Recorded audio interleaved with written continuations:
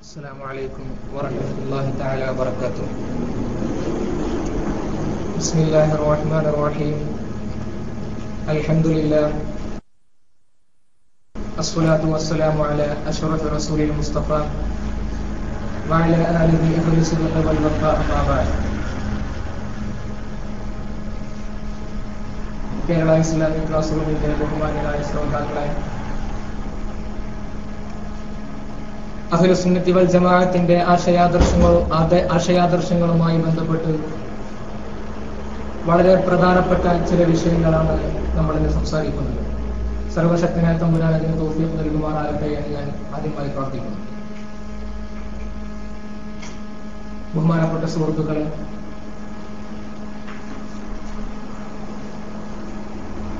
ഏതൊരു ബിദ്അഈ പ്രസ്ഥാനമാണെങ്കിലും അവയെല്ലാം ലോകത്ത് പടുത്തുയർത്തപ്പെട്ടത് ചില തത്വങ്ങളുടെ മേലാണ്. മൗദൂദിസവും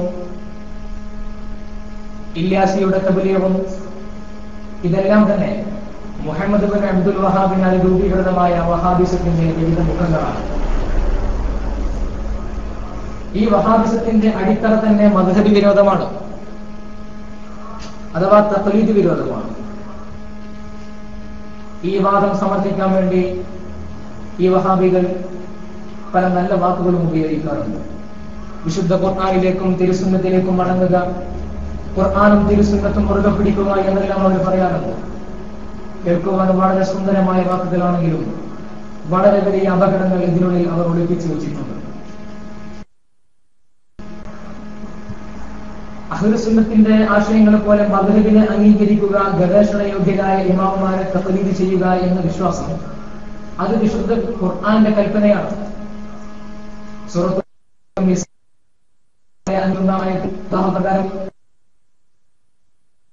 അല്ലാഹു തആലയുടെ പ്രഖ്യാപനമുണ്ട്.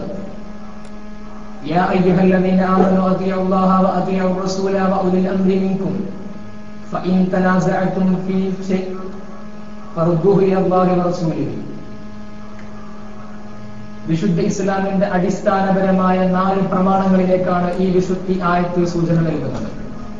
അതായത് അത്തിഉല്ലാഹ, വിശുദ്ധ ഖുർആനെ അനുസരിക്കുക, മുറുകെ പിടിക്കുക.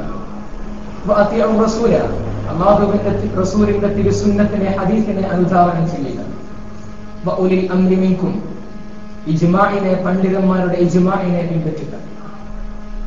فإن تنازعتم في شيء فردوه إلى الله ورسوله.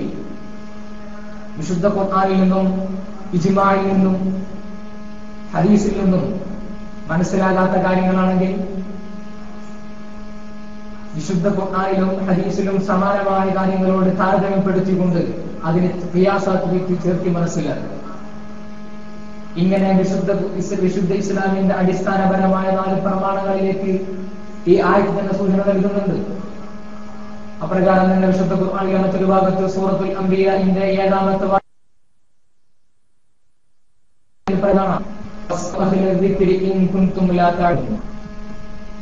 കണ്ടു സാധുവരാണെങ്കിൽ അതിന് സ്ഥാപിക്കുന്നവരോട് നിങ്ങൾ ചോദിക്കുക. ഈ 2 ആയത്തുകളും മദ്ഹബിനെയും തഖ്ലീദിനെയും തെളിവായി കൊണ്ട് നമുക്ക് ഉദ്ധരിക്കാവുന്നതാണ്. ഇങ്ങനെ വിശുദ്ധ ഖുർആൻ കൊണ്ട് അംഗീകരിക്കപ്പെട്ട, വിശ്വസിക്കപ്പെട്ട മദ്ഹബിനെ അംഗീകരിക്കുക, തഖ്ലീദ് ചെയ്യുക എന്ന കാര്യത്തിനെയാണ് ഈ വഹാബികൾ നിഷേധിക്കുന്നത്. ഇവിടെ ഒരു രസകരമായ ഒരു കാര്യമുണ്ട്. എന്താണ്? വഹാബിസത്തിൽ പൊതുവെ കാണപ്പെടുന്ന ആശയപാപരത്വം നമുക്ക് ഇവിടെയും കാണാൻ കഴിയും. അതായത് തഖ്ലീദ് വിരോധം പ്രസംഗിക്കുകയും പ്രചരിപ്പിക്കുകയും ചെയ്യുന്ന വഹാബികൾ അവർ തന്നെ അവസാനം ചെന്നെത്തുന്നത് തഖ്ലീദിലേക്ക് തന്നെയാണ്. പക്ഷേ മദ്ഹബിന്റെ ഇമാമുമാരെ തഖ്ലീദ് ചെയ്യുന്നതിന് പകരം അവർ തഖ്ലീദ് ചെയ്യുന്നത്, അവർ അനുകരിക്കുന്നത് ഇബ്നു തൈമിയയെയും മുഹമ്മദ് ബിൻ അബ്ദുൽ വഹാബിനെയും ജമാലുദ്ദീൻ അഖ്ബാനിയെയും റഷീദ് റിവായിയെയും കയ്യിം മൗലവിയെയും എല്ലാമാണ്. അനുകരിക്കേണ്ടുന്ന, പിൻപറ്റേണ്ടുന്ന അഹ്ലുസുന്നത്തി വൽ ജമാഅയുടെ ഇമാമുമാരെ ഒഴിവാക്കി ഇത്തരം ചിന്താഗതിക്കാരെ അന്ധമായി അനുകരിക്കുന്നത് കൊണ്ട് തങ്ങൾക്ക് പല അബദ്ധങ്ങളും പറ്റിയിട്ടുണ്ടെന്ന് വൈകിട്ടെങ്കിലും അംഗീകരിക്കാൻ മുജാഹിദ് പ്രസ്ഥാനം വഹാബിസം നിർബന്ധമായിരിക്കുന്നു. മുജാഹിദ് നേതാവ് സക്കരിയ സ്വലാഹി തന്നെ അദ്ദേഹത്തിന്റെ പുസ്തകത്തിന്റെ 92-ാമത്തെ പേജിൽ ഈ കാര്യം തോന്നുന്നു സമ്മതിക്കുന്നുണ്ട്. അപ്രകാരം തന്നെ മദ്ഹബിനെയും തഖ്ലീദ് ചെയ്യുന്നതിനെയും മദ്ഹബിനെ പിൻപറ്റുന്നതിനെയും വഹാബികൾ പരിഹസിക്കാറുണ്ട്. ഹദീസുകളെ കുറിച്ച് കൂടുതൽ വിവരമില്ലാത്തവർക്ക് ഒറ്റനോട്ടത്തിൽ ഹദീസ് വിരുദ്ധമാണെന്ന് തോന്നുന്ന മദ്ഹബിന്റെ ഗ്രന്ഥങ്ങളിലെ ചില മസ്അലകൾ, ആ മസ്അലകളെ ഉദ്ധരിച്ചുകൊണ്ട് മദ്ഹബിനെയും തഖ്ലീദിനെയും ഇവർ പരിഹസിക്കാറുണ്ട്. അപ്രകാരം തന്നെ അർത്ഥവും സന്ദർഭവും മനസ്സിലാക്കാതെ മദ്ഹബിന്റെ ഇമാമന്മാരുടെ ചില വാക്കുകൾ ഉദ്ധരിച്ചുകൊണ്ടും അഹ്ലുസ് സുന്നയെ ഇവർ വിമർശിക്കാറുണ്ട്. ഈ രൂപത്തിൽ പരിഹസിക്കപ്പെടുന്ന ഒരു പരാമർശത്തെ കുറിച്ചാണ് നമുക്ക് സംസാരിക്കാനുള്ളത്. അതായത് നാസിറുൽ ഹദീസ് എന്ന സ്ഥാനപ്പേര് നൽകി ലോകം ആദരിച്ച ഇമാം ശാഫഈ റളിയല്ലാഹു അൻഹുവിന്റെ ഒരു ഖൗല്, ഇദാ സഹഹൽ ഹദീസ് ഫഹുവ മദ്ഹബി എന്ന ഖൗല്. ഇമാം ശാഫഈ റളിയല്ലാഹു അൻഹുവിന്റെ പരാമർശത്തെ കുറിച്ചാണ് നമ്മൾ ഇന്ന് ചർച്ച ചെയ്യുന്നത്. പല രീതിയിലും ഈ വാചകം ഉദ്ധരിക്കപ്പെട്ടിട്ടുണ്ട്. എന്താണ് ഇതിന്റെ ആശയം? എന്റെ മദ്ഹബിലെ മസ്അലകൾക്കെതിരെ ഒരു ഹദീസ് സ്ഥിരപ്പെട്ടാൽ ആ ഹദീസിനെ സ്വീകരിക്കുകയും എന്റെ വാക്കിനെ ഒഴിവാക്കുകയും ചെയ്യുക. ഈ വാക്കിനെ ഉദ്ധരിച്ചുകൊണ്ട് വഹാബികൾ മദ്ഹബിനെ തഖ്ലീദ് ചെയ്യുന്നതിനെ വല്ലാതെ വിമർശിക്കാറുണ്ട്. അതിനവർ പല ഉദാഹരണങ്ങളും പറയും. മദ്ഹബ് നേതാക്കൾക്കെതിരെ ധാരാളം ഹദീസുകളുണ്ട്. ഈ ഹദീസുകളൊന്നും തന്നെ ഇമാം ശാഫഈ റളിയല്ലാഹു അൻഹു ലഭിച്ചിട്ടില്ല. അതുകൊണ്ടാണ് ഹദീസ് വിരുദ്ധമായ മസ്അലകൾ അവർ പറഞ്ഞത്. ഇമാം ശാഫഈ റളിയല്ലാഹു അൻഹുവിന്റെ കാലശേഷമാണ് ഹദീസ് ക്രോഡീകരണം നടന്നത്. അതുകൊണ്ട് തന്നെ പിന്നീട് വന്ന മുഹദ്ദിസുകൾക്ക് ലഭിച്ച അത്രയും ഹദീസുകൾ അറിയാനുള്ള ഭാഗ്യം ഇമാം ശാഫഈ റളിയല്ലാഹു അൻഹു ഉണ്ടായിട്ടില്ല. തന്നെ ഈ വാദികളിനെ കുറിച്ച് ഇമാമിന് നല്ല ബോധമുണ്ടായിരുന്നു. അതുകൊണ്ടാണ് അവർ പറഞ്ഞത്, എന്റെ വാക്കുകൾക്കെതിരെ ഹദീസിനെ കണ്ടാൽ എന്റെ വാക്കുകൾ ഒഴിവാക്കുക, ഹദീസിലുള്ളത് സ്വീകരിക്കുക. ഇങ്ങനെ മുജാഹിദ് പ്രസ്ഥാനത്തിന്റെ ആളുകൾ, വഹാബി പ്രസ്ഥാനത്തിന്റെ ആളുകൾ അവരുടെ പുസ്തകങ്ങളൊക്കെ നിറച്ചെഴുതിയിട്ടുണ്ട്. സത്യത്തിൽ ഒരു മനുഷ്യന് പറയാൻ സാധിക്കുന്ന മണ്ടത്തരങ്ങളിൽ വെച്ച് ഏറ്റവും വലിയ മണ്ടത്തരമാണ് എന്ന് ഈ വാക്കിനെ പറ്റി, ഈ വഹാബി കസറത്തുകളെ പറ്റി നമുക്ക് പറയാമോ? മണ്ടത്തരത്തിന് കൈയും കാലും മുളച്ചതാണല്ലോ വഹാബിസം. ഇനി ഇവരുടെ ഈ വാദത്തിന്റെ ഓരോന്നും നമുക്കെടുത്ത് പരിശോധിക്കാം. പ്രിയമുള്ളവരെ, സിഹാസിത്തെ അടക്കമുള്ള ഹദീസ് ഗ്രന്ഥങ്ങളുടെ രചനയും ഹദീസ് ക്രോഡീകരണവും നടന്നത് ഇമാം ശാഫഈ റളിയല്ലാഹു അൻഹുവിന്റെ കാലശേഷമാണ്. അതുകൊണ്ടാണ് ഈ പ്രിയമുള്ള സുഹൃത്തുക്കളെ, നാം പറഞ്ഞു വന്ന കാര്യം,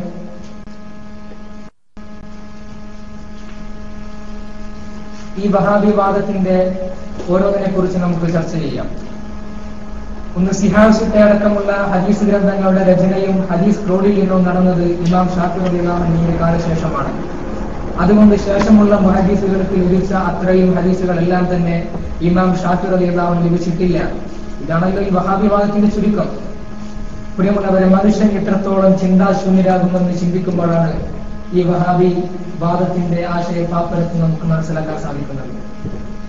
ക്രോഡീകരണവും അതിന്റെ രചനയും ശേഷം നടത്തുന്നു എന്നതുകൊണ്ട് അതിനു മുമ്പ് ജീവിച്ച് വഫാത്തായവർക്ക് ലഭിക്കുന്നില്ല എന്നാണെങ്കിൽ ഇതേ ഭാഷയിൽ വഹാബികൾക്ക് പലതും പറയേണ്ടി വരില്ലേ? നമുക്കറിയാമല്ലോ, വിശുദ്ധ ഖുർആന്റെ ക്രോഡീകരണം നടക്കുന്നത് മൂന്നാം ഖലീഫ ഉസ്മാൻ ഇബ്നു അഫ്ഫാൻ റളിയല്ലാഹു അൻഹുവിന്റെ കാലത്താണ്. റസൂൽ സല്ലല്ലാഹു അലൈഹി വസല്ലമയുടെ കാലത്തല്ല, ഒന്നാം ഖലീഫ അബൂബക്കർ റളിയല്ലാഹു അൻഹുവിന്റെ കാലത്തല്ല, രണ്ടാം ഖലീഫ ഉമർ റളിയല്ലാഹു അൻഹുവിന്റെ കാലത്തുമല്ല. അതുകൊണ്ട് മൂന്നും നാലും ഖലീഫമാർക്കും അവരുടെ കാലത്തുള്ളവർക്കും മാത്രമേ ഖുർആൻ പൂർണ്ണമായി കിട്ടിയിട്ടുള്ളൂ.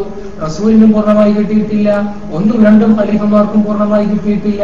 അവരുടെ കാലത്ത് വഫാത്തായ ധാരാളം സ്വഹാബിമാർക്കും കിട്ടിയിട്ടില്ല എന്ന് പറയാൻ ഈ വഹാബികൾക്ക് തീരെ ഉണ്ടാകുമോ? യഥാർത്ഥത്തിൽ ക്രോഡീകരണം ഇല്ലാതിരിക്കാനും അത് പിന്നീട് ഉണ്ടാകുവാനും ചില പ്രത്യേകമായ കാരണങ്ങളുണ്ട്. ചരിത്രം പരിശോധിച്ചാൽ ആ കാര്യം നമുക്ക് മനസ്സിലാകും. വിശ്വപ്രസിദ്ധമായ ഉസൂൽ ഹദീസ് ഗ്രന്ഥമായ തദ്രീബുർ റാവിയുടെ 1-ാം ഭാഗം 88-ാം പേജിൽ അതിനെ സംബന്ധിച്ചുകൊണ്ട് പരാമർശിക്കുന്നുണ്ട്. വകാലത്തിൽ ആസാറു ഫി അസ്രി സ്വഹാബ വകിബാർ താബിഈൻ ഗൈറ മുദവ്വന വലാ മുറത്തബത. സ്വഹാബത്തിന്റെ കാലത്തോ താബിഈങ്ങളുടെ കാലത്തോ ഹദീസ് ഗ്രന്ഥങ്ങൾ ക്രോഡീകരിക്കപ്പെട്ടില്ല. എന്തുകൊണ്ട്? അതിന്റെ കാരണമായി കൊണ്ട് പറയുന്നു, ആ കാലഘട്ടത്തിലെ മഹാന്മാരും പ്രഗത്ഭരുമായ ഇമാമിങ്ങളുടെ അപാരമായ പാണ്ഡിത്യവും അവരുടെ അതിശയോക്തിയായ അവരുടെ ഹിഫ്ളിന്റെ ശക്തിയും മനപ്പാടശേഷിയും അപാരമായിരുന്നത് കൊണ്ടാണ് അക്കാലഘട്ടത്തിൽ ക്രോഡീകരണവും രചനയും നടക്കാതിരുന്നത് എന്ന് രേഖപ്പെടുത്തുന്നു. എന്തിനധികം പറയണം, വഹാബി പാതിരിമാരുടെ അപ്പോസ്തലനായി അറിയപ്പെടുന്ന ഇബ്നു തൈമിയ്യ തന്നെ തന്റെ റഫ്ഉൽ മലാമിൽ അഇമ്മത്തുൽ അഅ്ലാം എന്ന ഗ്രന്ഥത്തിൽ പറയുന്നത് കാണുക. ആ ഗ്രന്ഥത്തിന്റെ 1-ാം ഭാഗം 18-ാമത്തെ പേജിൽ അദ്ദേഹം പറയുന്നു, ബലില്ലദീന കാനൂ ഖബ്ല ജംഇ ഹാദിഹി ദവാബി അഅ്ലന ബിസ്സുന്നതി മിനൽ മുതഅഖിരീന ബികസീർ. ഇബ്നു തൈമിയ്യ പറയുന്നത് നോക്കുക, ഇങ്ങനെ ഹദീസിന്റെ ക്രോഡീകരണം നടക്കുന്നതിന് മുമ്പുണ്ടായിരുന്ന ഇമാമികൾ, മുൻകാലത്തുണ്ടായിരുന്ന പണ്ഡിതന്മാർ, അവർ അഅ്ലന ബിസ്സുന്നതി മിനൽ മുതഅഖിരീന ബികസീർ. ആ ഇമാമുകൾക്ക് ശേഷം വന്ന പണ്ഡിതന്മാരെക്കാൾ ഹദീസിന്റെ വിഷയത്തിൽ വളരെ പാണ്ഡിത്യമുള്ളവരായിരുന്നു. لأن كثيرا مما بلغهم فصح عندهم قد لا يبلغنا إلا عن مجهول. ആ കാലഘട്ടത്തിലെ ഹദീസ് ക്രോഡീകരണത്തിന് മുമ്പുണ്ടായിരുന്ന ഇമാമുകൾക്ക് അവർക്ക് അന്ന് സ്വഹീഹായി ലഭിച്ച ഹദീസുകൾ, പിൽക്കാലത്ത് വന്ന ഇമാമിയങ്ങൾക്ക്, പണ്ഡിതന്മാർക്ക് ചിലപ്പോൾ ലഭിച്ചിരിക്കുന്നത് അതുവല്ല മജ്ഹൂലായ സനദിലൂടെ ആയിരിക്കാം, അതല്ലെങ്കിൽ സ്വീകാര്യോഗ്യമല്ലാത്ത സനദിലൂടെ ആയിരിക്കാം. ചിലപ്പോൾ തീരെ കിട്ടിയിട്ടില്ല എന്ന് തന്നെ വരാം. അവരുടെ ക്രോഡീകരണം ഹൃദയത്തിലായിരുന്നു. പിൽക്കാലത്ത് വന്ന ക്രോഡീകരിക്കപ്പെട്ട ഗ്രന്ഥങ്ങൾ, ആ ഗ്രന്ഥങ്ങളിൽ ഉണ്ടായിരുന്നതിനേക്കാൾ എത്രയോ 10 മടങ്ങ് ഇരട്ടിയിലധികം അവരുടെ ഹൃദയത്തിൽ അവർ സൂക്ഷിച്ചു വെച്ചിരുന്നു. എന്നിട്ട് ഇബ്നു തൈമിയ്യ അവസാനമായി കൊണ്ട് പറയുന്നു,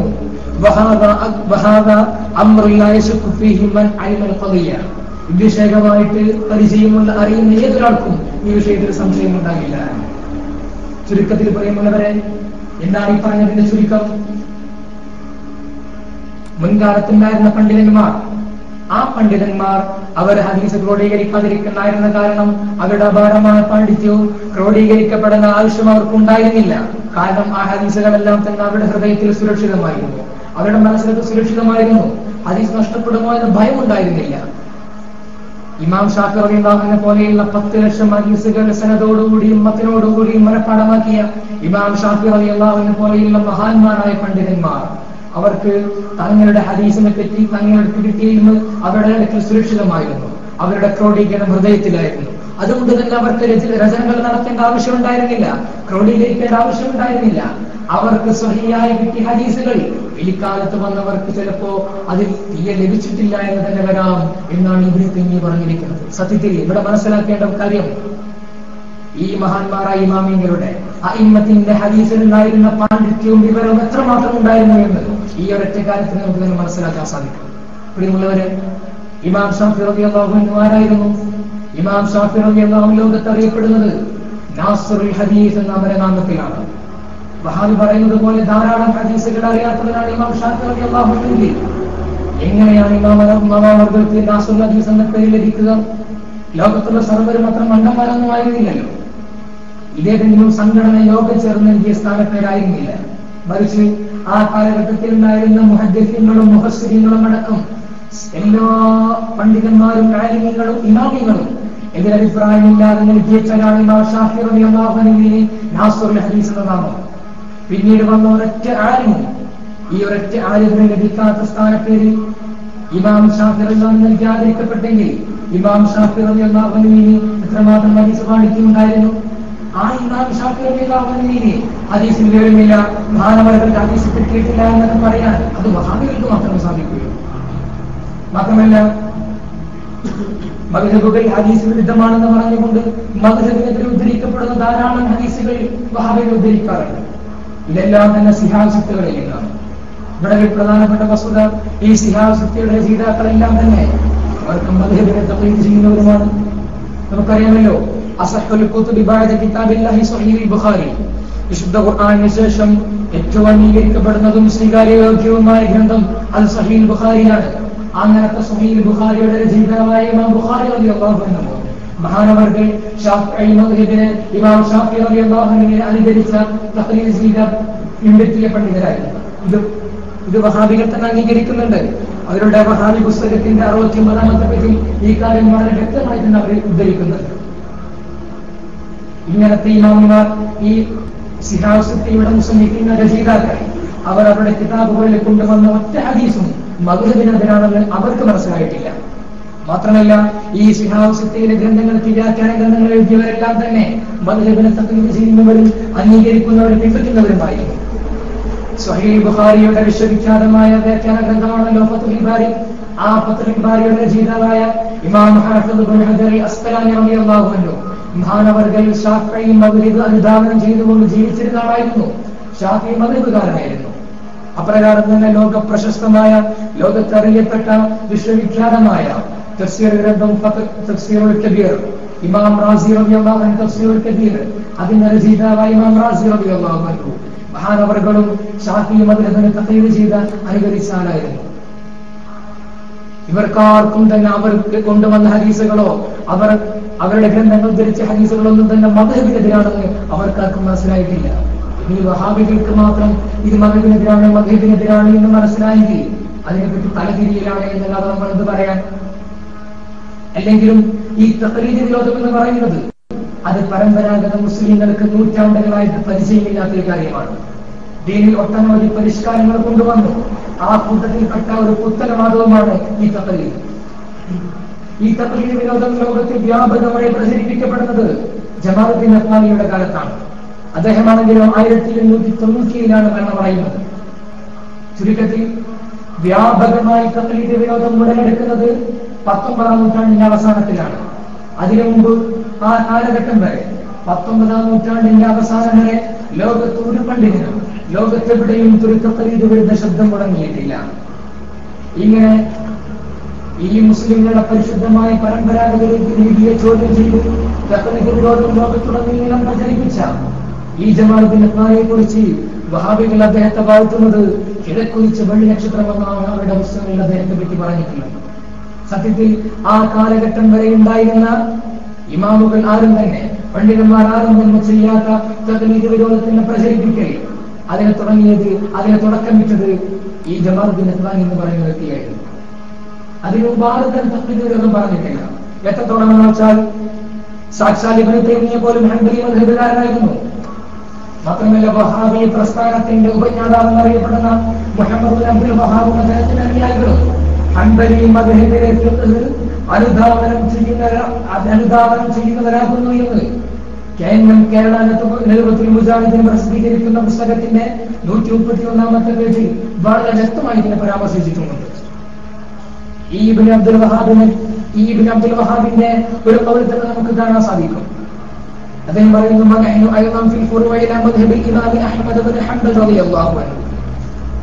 അദ്ദേഹം ഇമാം ഹംബലി മദ്ഹബുകാരനാണെന്ന് സമർത്ഥിക്കുന്ന ഒരു വാക്യം. എന്നിട്ട് അദ്ദേഹം പറയുന്നു,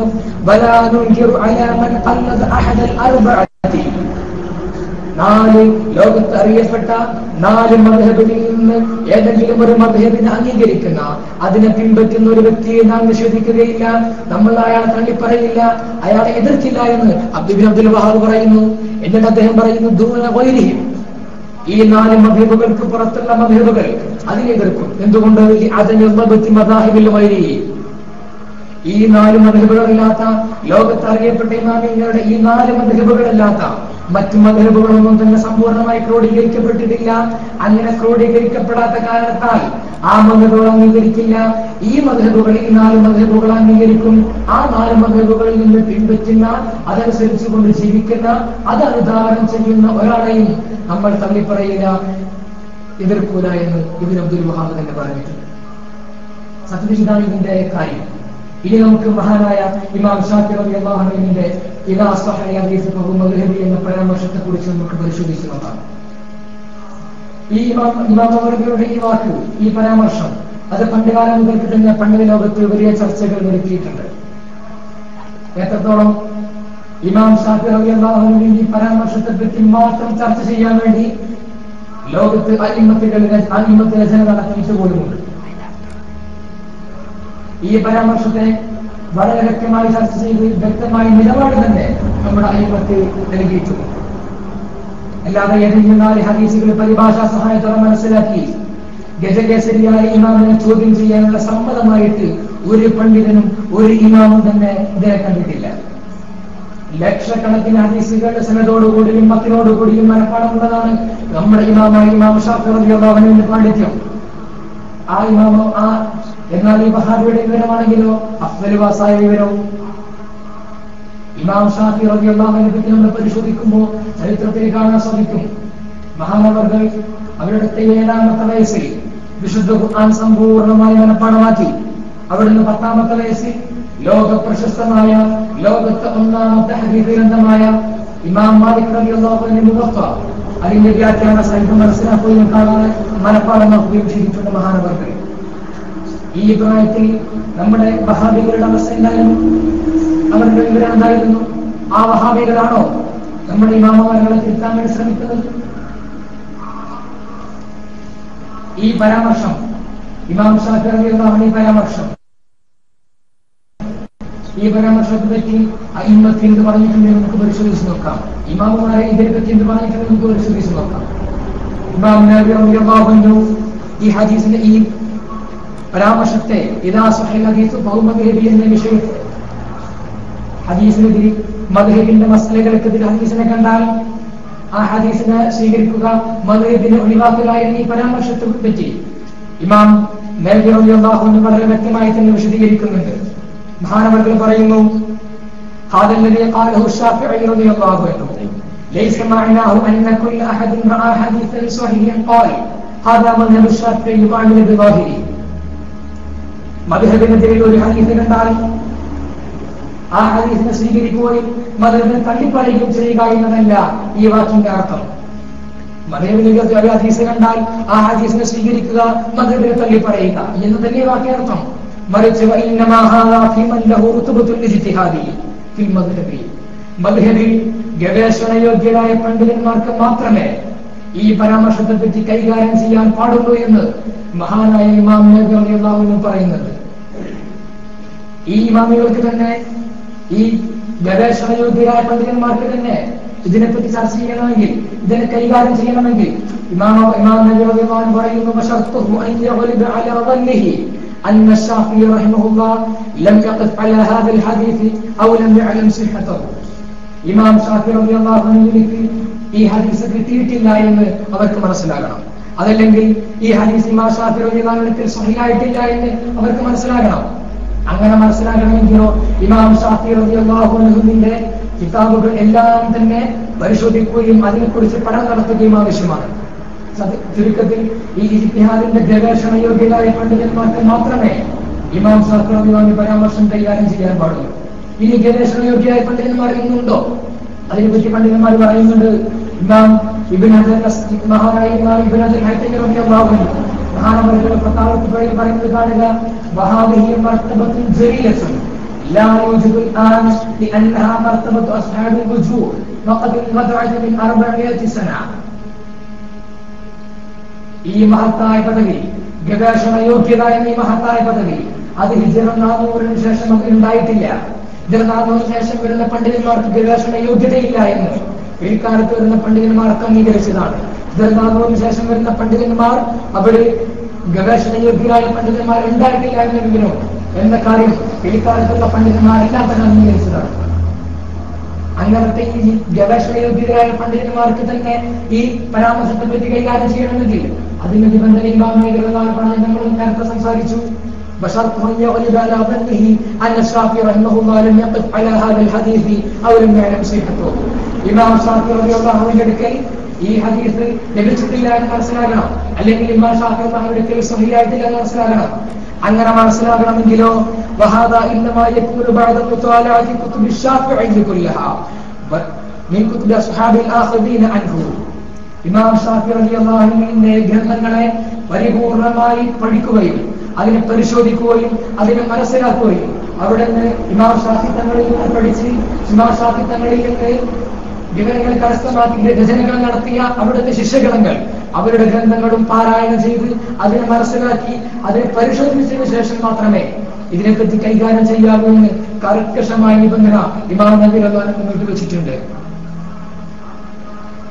എന്നിട്ട് എന്നാൽ പറയുന്നതിന് ഈ നിബന്ധന നിങ്ങൾ നോക്കി ഇമാം ഷാഫിഈ റളിയല്ലാഹുവിന്റെ ഗ്രന്ഥങ്ങളെ പരിപൂർണമായി പാരായണം ചെയ്യുക എന്നുള്ള കാര്യം അത് ഇന്ന് സാധിക്കുമോ? ഇന്ന് പ്രായോഗികമാണോ? ഒരിക്കലുമല്ല. കാരണം ഇമാം ഷാഫിഈ റളിയല്ലാഹു അൻഹു 120ഓളം ഗ്രന്ഥങ്ങൾ മഹാനവർഗ രചന നടത്തിയിട്ടുണ്ട്. പക്ഷെ ഇന്ന് നമ്മുടെ കയ്യിൽ ലോകത്ത് സുലഭമായത് വളരെ ചുരുക്കം ഗ്രന്ഥങ്ങൾ മാത്രമാണ്. മഹാനവർഗയുടെ കിതാബുൽ ഉമ്മ്, മഹാനവർഗയുടെ റിസാല, ഇഖ്തിലാഫാത്തുൽ ഹദീസ് തുടങ്ങിയ ഏതാനും ഗ്രന്ഥങ്ങൾ മാത്രമേ ഇന്ന് ലഭ്യമായിട്ടുള്ളൂ. ഇമാം ഷാഫിഈ റളിയല്ലാഹു അൻഹു തന്നെ അവിടുത്തെ റിസാലയിൽ പറയുന്നതായിട്ട് കാണാം, എന്റെ ചില കിതാബുകൾ നഷ്ടമായിട്ടുണ്ട്. എന്റെ ചില കിതാബുകൾ അത് എനിക്ക് തന്നെ നഷ്ടമായിട്ടുണ്ട് ഇമാം ഷാഫിഈ റളിയല്ലാഹു അൻഹു പറഞ്ഞിട്ടുണ്ട്. ആ സ്ഥിതിക്ക് ഇമാം ഷാഫിഈ റളിയല്ലാഹു അൻഹുവിന്റെ കിതാബുകൾ, ഗ്രന്ഥങ്ങൾ പരിപൂർണമായിട്ട് പരിശോധിക്കലും അതനുസരിച്ചുകൊണ്ട് അത് പരിശോധിക്കലും അതിനെ തീരുമാനമെടുക്കുക എന്നുള്ളതും ഈ കാലഘട്ടത്തിൽ പ്രായോഗികമല്ലാത്ത എന്നത് യാഥാർത്ഥ്യമാണല്ലോ. ചുരുക്കത്തിൽ ഈ കാലത്ത് ഒരിക്കലും പ്രായോഗികമല്ലാത്ത ഒരു കാര്യമാണ് ഈ വഹാബികൾ ഇന്ന് അവകാശപ്പെടുന്നത്. പ്രിയമുള്ളവരെ, എന്നാൽ ഇങ്ങനെ ഒരു കർക്കശമായ നിബന്ധന വെക്കാൻ ഉണ്ടായ കാരണം ഇമാം നബവി തന്നെ പറയുന്നുണ്ട്, എന്തുകൊണ്ടാണ് ഇങ്ങനെ ഒരു നിബന്ധന വെച്ചത്? ഇമാം ഷാഫിഈ റളിയല്ലാഹു അൻഹു തങ്ങൾ ഒരുപാട് ഹദീസുകളെ മഹാനവർകൾ ഉപേക്ഷിച്ചിട്ടുണ്ട്. ഇമാം ഷാഫിഈ തങ്ങൾക്ക് അറിയുന്നതും മനസ്സിലാക്കിയതുമായ ഒരുപാട് ഹദീസുകൾ മഹാനവർകൾ തന്നെ ഉപേക്ഷിച്ചിട്ടുണ്ട്. എന്തുകൊണ്ടാണത്? قال الدليل عنده على تعلم فيها أو نسخها أو تخصيصها أو تقبيلها أو نحو ذلك. ഇമാം ഷാഫിഈ റളിയല്ലാഹു അൻഹുവിന്റെ അടുക്കൽ ഒരു ഹദീസ് കിട്ടിയിട്ടുണ്ട്. പക്ഷേ ആ ഹദീസിനെ മാറ്റി നിർത്തിക്കൊണ്ട് മറ്റൊരു ഹദീസിനെ സ്വീകരിക്കാനോ അതനുസരിച്ചുകൊണ്ട് ഫത്വ നൽകാനും പര്യാപ്തമാകുന്ന തെളിവുകൾ ഇമാമുകളുടെ കയ്യിൽ ഉണ്ടായിട്ടുണ്ട്. ചിലപ്പോൾ ആദ്യം കിട്ടിയ ഹദീസ് മൻസൂഖായി പോകാം. അങ്ങനെ പല കാരണങ്ങൾ കൊണ്ട് ഈ ഹദീസിനെ ഒഴിവാക്കിയതായിട്ട് ഇമാം ഷാഫിഈ റളിയല്ലാഹു അൻഹു തന്നെ ഒഴിവാക്കിയതായിട്ട് നമുക്ക് കാണാൻ സാധിക്കും. പ്രിയമുള്ളവരെ, ഈ ഇമാം ഷാഫിഈ റളിയല്ലാഹു അൻഹു ഈ പരാമർശത്തെ പറ്റി ഈ പരാമർശം കൈകാര്യം ചെയ്തിട്ട് ധാരാളം ഹദീസ് പാണ്ഡിത്യവും ധാരാളം വിജ്ഞാനവും ധാരാളം ഇൽമുകളുമുള്ള ഇമാമുകൾക്ക് വരെ ഇമാം ഷാഫിഈ റളിയല്ലാഹു അൻഹുവിന്റെ പരാമർശം കൈകാര്യം ചെയ്യുന്നതിൽ അബദ്ധം സംഭവിച്ചിട്ടുണ്ട്. ഇമാം ഷാഫിഈ റളിയല്ലാഹു അൻഹു മസ്അല പറഞ്ഞു. ആ മസ്അല അവിടുത്തെ ശിഷ്യഗണങ്ങൾ പിന്നീട് തിരുത്തി. അങ്ങനെ തിരുത്തിയപ്പോൾ അവർക്ക് പിന്നീട് അവർ ഹദീസുകൾ കൂടുതൽ പരിശോധിച്ചു, കൂടുതൽ പഠനം നടത്തി. അപ്പോൾ അവർക്ക് ബോധ്യമായി ഇമാം ഷാഫിഈ റളിയല്ലാഹു അൻഹു പറഞ്ഞത് തന്നെയാണ് ശരി എന്ന് അവർക്ക് ബോധ്യമായി. എന്നിട്ട് അവർ അതിലേക്ക് മടങ്ങുകയും ചെയ്തു. അല്ലാഹുവിന്റെ റസൂലിന്റെ ഒരു പരിശുദ്ധമായ ഹദീസ്, അഫ്തറുൽ ഹാജിമു വൽ മഹ്ജൂമു എന്ന സ്വഹീഹായ ഹദീസ്. ഇമാം ഷാഫിഈ റളിയല്ലാഹു അൻഹു ഫത്വ നൽകി, കൊമ്പ് വെച്ചവനും കൊമ്പ് വെക്കപ്പെട്ടവനും മുറിയില്ല. എന്നാൽ ഇമാം ഷാഫിഈ റളിയല്ലാഹു അൻഹുവിന്റെ ശിഷ്യഗണങ്ങളുടെ ഈ അഫ്തറുൽ ഹാജിമു വൽ മഹ്ജൂമു എന്ന സ്വഹീഹായ ഹദീസ് ലഭിച്ചു. കൊമ്പ് വെക്കപ്പെട്ടവനും കൊമ്പ് വെച്ചവനും നോമ്പ് മുറിയും, രണ്ടുപേരുടെയും നോമ്പ് മുറിയുമെന്ന ഈ ഹദീസ് അവർക്ക് സ്വഹീഹായിട്ട് ലഭിച്ചു. ഇത് കണ്ടപ്പോ ഈ പരാമർശത്തെ അടിസ്ഥാനമാക്കിക്കൊണ്ട് ഇമാം ഷാഫിഈ റളിയല്ലാഹു അൻഹുവിന്റെ ശിഷ്യഗണങ്ങൾ അവർ മസ്അലയെ തിരുത്തി. കൊമ്പ് വെച്ചവനും കൊമ്പ് വെക്കപ്പെട്ടവനും കൊമ്പ് മുറിയുമെന്നായി. പിന്നീട് ഹദീസുകൾ പഠനം നടത്തി, ഒരുപാട് ഹദീസുകളെ പറ്റി അന്വേഷണം നടത്തി, പരിശോധിച്ചു.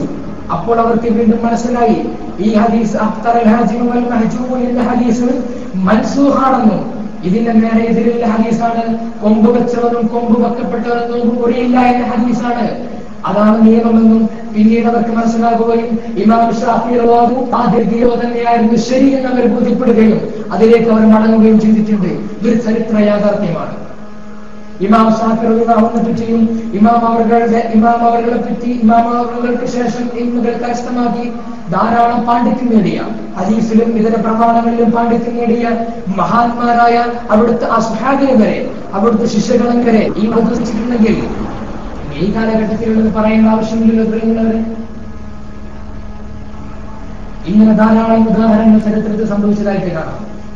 അതുകൊണ്ട് തന്നെ ഇദാ സ്വഹീഹ ഹദീസു ഫഹു മദ്ഹബി എന്ന ഇമാം ഷാഫിഈ റളിയല്ലാഹു അൻഹു പരാമർശം, ഒരു ഹദീസ് സഹീഹായിട്ട് വന്നാൽ എന്റെ മദ്ഹബിനെതിരായിട്ട് സഹീഹായ ഹദീസ് വന്നാൽ ആ സഹീഹായ ഹദീസിനെ സ്വീകരിക്കുക, മദ്ഹബിനെ ഉപേക്ഷിക്കുക എന്ന എന്റെ അഭിപ്രായത്തെ ഉപേക്ഷിക്കുക എന്ന ഇമാം ഷാഫിഈ റളിയല്ലാഹു അൻഹുവിന്റെ ഈ പരാമർശം അത് ഇന്നത്തെ കാലഘട്ടത്തിൽ ഒരിക്കലും യോജിച്ചതല്ല. അത് പറയാൻ പറ്റുന്നതേയില്ല. എന്തുകൊണ്ടാണ്?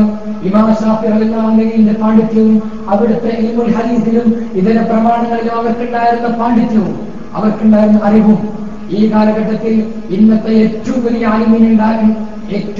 ആലിമിനുള്ള ഇൽമുൽ ഹദീസിലും ഇതര പ്രമാണങ്ങളിലും ഉള്ള വിവരക്കുറവ് തന്നെയാണ് പറയുന്നത്. ഇമാം ശാഫിഈ റളിയല്ലാഹു അൻഹുവിന്റെ എന്തുകൊണ്ടാണ് ഇമാം ശാഫിഈ ഇത്ര ഇൽമുകൾ ഉണ്ടെന്ന് പറയാൻ കാരണം എന്താണ്? ഇമാം ശാഫിഈ റളിയല്ലാഹു അൻഹുവിനോട് അടുത്ത് സാഹസിക്കുകയും ഇമാം ശാഫിഈ റളിയല്ലാഹു അൻഹുവിനോട് കൂടെ സാഹസിക്കുകയും മഹാനവറുകളെ അടുത്ത് മനസ്സിലാക്കുകയും അവരോട് കൂടെ ഇടപഴകുകയും ഗവേഷണത്തിന്റെ പദവി വരെ എത്തിച്ച മഹാനായ ഇമാം മുസ്ലിം റളിയല്ലാഹു അൻഹു പറയുന്നു, മൻ ശാഅ മിൻ ഖൽഖില്ലാഹി അസ്സ വജല്ല നാദർതുഹു അലാ ഖത്ഇ ശാഫിഈ അന്നൽ ഖത്അ മിനൽ കാതിബി ലൈസ മിൻഹു. ആരെങ്കിലും ഇമാം ശാഫിഈ റളിയല്ലാഹു അൻഹുവിന് പിഴവ് സംഭവിച്ചിട്ടുണ്ടെന്ന് പറയുന്നുവെങ്കിൽ, ഇമാം ശാഫിഈ റളിയല്ലാഹു അൻഹു പിഴവ് സംഭവിച്ചിട്ടുണ്ടെന്ന് പിഴവ് സംഭവിച്ചിട്ട് എനിക്കാണ് നിനക്കാണ് പിഴവ് സംഭവിച്ചത് എന്ന് അവനക്കാണ് പിഴവ് സംഭവിച്ചത് എന്ന് അവരെ സമ്മതിപ്പിക്കാനും ഞാൻ ശ്രമിക്കും, ഞാൻ തയ്യാറാണ് എന്ന് ഇമാം മുസ്ലിം റളിയല്ലാഹു അൻഹു പറഞ്ഞിട്ടുണ്ടെങ്കിൽ, ഇമാം ശാഫിഈ റളിയല്ലാഹു അൻഹുവിനെ പറ്റി കൂടുതൽ മനസ്സിലാക്കിയ ഗവേഷണ യോഗ്യതയുള്ള ആ പണ്ഡിതന്മാർ അങ്ങനെ പറഞ്ഞിട്ടുണ്ടെങ്കിൽ, പ്രിയമുള്ളവരെ, ആ മഹാനുഭാവന്റെ ഇൽമിനോളം ഇന്നത്തെ ഒരൊറ്റ ആലിമ്യത്തില്ല എന്ന കാര്യം സുബക്തമായ പ്രിയമുള്ളവർ ചുരുക്കത്തെ വിശുദ്ധ ഖുർആനിൽ പറയപ്പെട്ട അയ്യുമ അക്മൽതു ലക്കും ദീനക്കും വഅത്മംതു അലൈക്കും നിഅമതി അയ്യുമ അക്മൽതു ലക്കും ദീനക്കും വഅത്മംതു അലൈക്കും നിഅമതി വറദീതു ലക്കുമുൽ ഇസ്ലാമ ദീന എന്ന ആയത്തിലൂടെ അല്ലാഹു സുബ്ഹാനഹു വ തആല പ്രഖ്യാപിച്ച ആ ദീനിന്റെ സമ്പൂർണ്ണത സാധാരണക്കാരായ ആളുകൾക്ക് മനസ്സിലാകാനും അനുഭവിക്കാനും ഇമാം ശാഫിഈ റളിയല്ലാഹു അൻഹു പോലെയുള്ള ഗവേഷണ യോഗ്യരായ ഇമാമുമാരുടെ മദ്ഹബിലൂടെ മാത്രമേ സാധിക്കുകയുള്ളൂ. അതുകൊണ്ട് ദീനനുസരിച്ച് ജീവിക്കാനും ഇമാമുമാരുടെ മദ്ഹബിനെ തിരുത്താനും അവർക്ക് പിഴവ് സംഭവിച്ചു എന്ന് പറയാൻ ശ്രമിക്കുന്ന വഹാബികളുടെ ആശയപാത്രത്തിൽ നമ്മൾ നിർബന്ധമായി ഉൾക്കൊള്ളേണ്ടതുണ്ട്.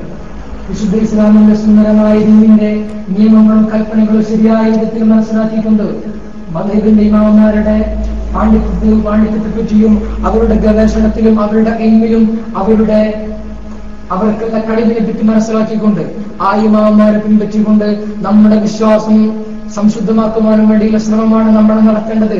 സർവശക്തനായ തമ്പുരാൻ വിശുദ്ധ ഇസ്ലാമിന്റെ കൽപ്പനകൾ അനുസരിച്ചുകൊണ്ട് ജീവിക്കാനും അവന്റെ മഹാന്മാരായ അമ്പിയാക്കളെയും ഔലിയാക്കളെയും വിശുദ്ധ ഇസ്ലാമിന്റെ ഇമാമുമാരെയും പിൻപറ്റാനും അവരെ ബഹുമാനിക്കാനും ആഗ്രഹിക്കാനും സർവശക്തനായ തമ്പുരാൻ നമുക്ക് തൗഫീഖ് നൽകട്ടെ എന്ന് ആത്മാർത്ഥമായി പ്രാർത്ഥിച്ചുകൊണ്ട് ഞാൻ വലിയ ഭാഷണങ്ങൾ അവസാനിപ്പിക്കുകയാണ്.